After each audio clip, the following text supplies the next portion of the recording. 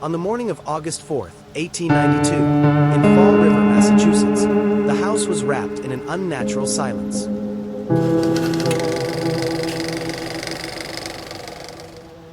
Inside, Andrew Borden, a wealthy businessman, and his wife Abby were found brutally murdered. The weapon appeared to be an axe or a hatchet.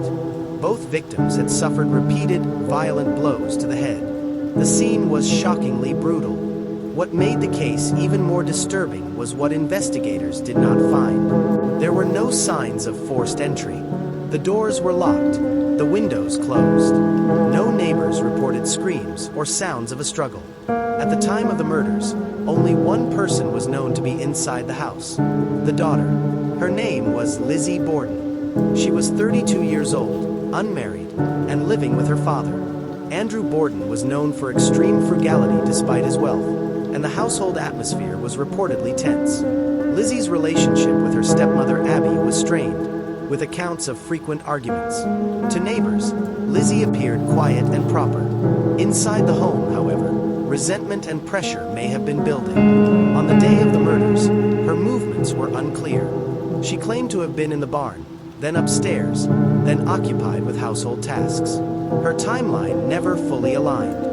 What stood out most was her behavior after the bodies were discovered. She did not panic. She did not collapse.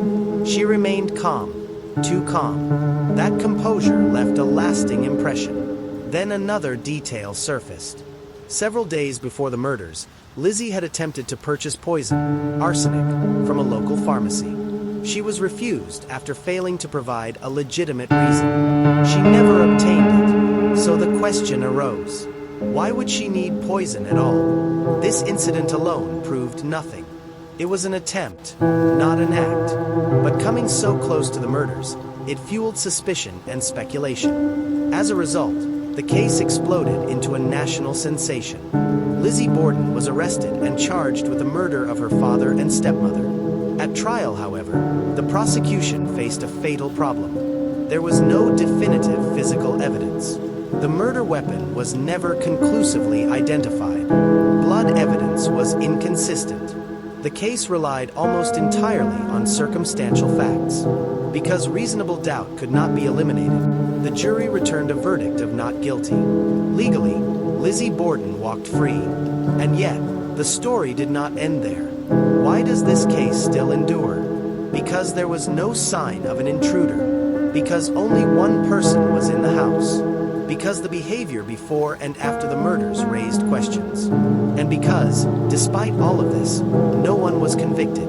Based on what we have been able to confirm, this is where the facts end. The true killer has never been identified. Officially, the case remains unsolved. Perhaps that is why the Lizzie Borden case continues to haunt history. Not because of what was proven, but because of what never was. Please subscribe to the channel.